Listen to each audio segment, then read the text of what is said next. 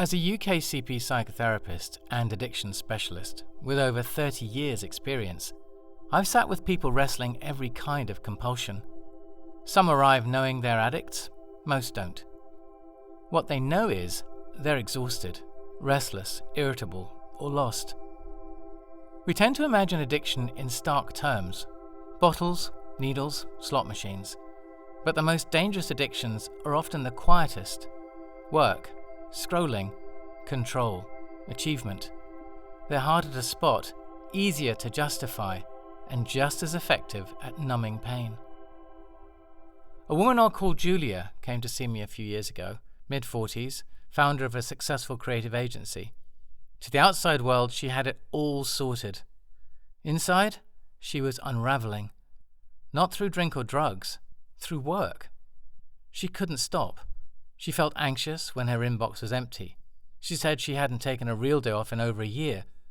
Her relationships were suffering, her health was on the brink, but she wore it all as a badge of honor. It didn't look like addiction, but it was. The dopamine hits, the inability to stop, the withdrawal symptoms, restlessness, agitation, guilt. Work had become her drug. So there's a crucial distinction that gets lost in popular conversation: the difference between substance addiction and behavioural addiction.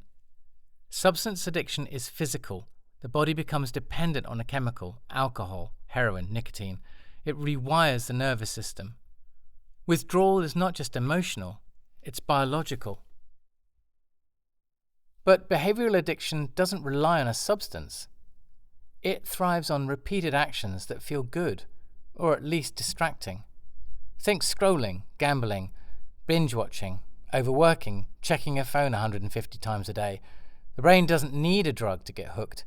It just needs the promise of relief. Both forms follow the same cycle: craving, reward, crash. Both stem from the same root: escape from discomfort. And both can quietly consume a life. At the heart of both substance and behavioural addiction is one powerful neurochemical: dopamine. Dopamine isn't pleasure itself, it's the brain's messenger of anticipation. It tells us something good is coming: a drink, a notification, a like, a sale. It's the itch before the scratch. And like any good dealer, dopamine is generous at first. The hit is strong. The relief is real. But over time, we need more to feel less. More screen time to feel connected, more work to feel valuable, more alcohol to feel relaxed. And so we chase the high, but we rarely arrive. And that's what makes dopamine so addictive. It fuels the loop: craving, reward, crash, repeat, craving, reward, crash, repeat. But unlike heroin or cocaine, dopamine isn't illegal or external, it's built in. It's not what we take, it's what we trigger every time we swipe, click, reply, achieve. This is why behavioural addictions can be so deceptive. You don't need to ingest anything to get hooked. You just need a habit that makes your brain feel alive or in control or momentarily soothed. Part of what makes behavioural addiction so insidious is that society often praises it. We don't stage interventions for people addicted to success or busyness. We promote them. I see this pattern often in my private practice, particularly among women between 35 and 50. Mothers, professionals, caregivers, pulled in 10 directions and told to lean in and do it all. No wonder so many reach for whatever gives them a hit of relief: a phone, spreadsheet, glass of wine, and then another. The problem isn't the behaviour itself, it's the function. Why are we doing it? What are we trying to avoid? So I've been sober for years, but even now I remain vulnerable to compulsive patterns. After I stopped drinking, I threw myself into work, into perfectionism, even into meditation. These things looked healthy on the surface, but they were still about managing discomfort, still about control.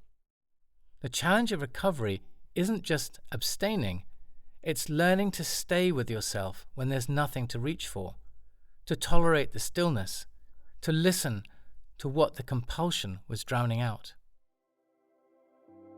Psychologist Gabor Mate puts it simply: addiction is not about substance, it's about escape. And that escape might be from grief, from shame, from feeling invisible or unworthy, from the sheer chaos of modern life. The philosopher Jean-Paul Sartre reminds us, man is nothing else but what he makes of himself, which is both terrifying and freeing, because it means we're not defined by our addictions. We are defined by the choices we make after we notice them. So how do we begin noticing? Start here. What do I reach for when I'm uncomfortable? What happens if I don't? You don't need to go cold turkey on your phone or quit your job. Just notice what function the behavior serves. Is it comfort, avoidance, control? Try pausing for 10 seconds before you act. Just 10 seconds. See what comes up. See who you are in that small gap between urge and action. That's where freedom lives. Not in discipline, but in awareness.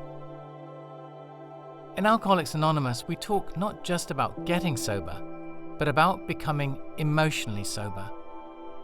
That means being willing to feel what we feel, without numbing or escaping. It means replacing distraction with presence, substitution with surrender.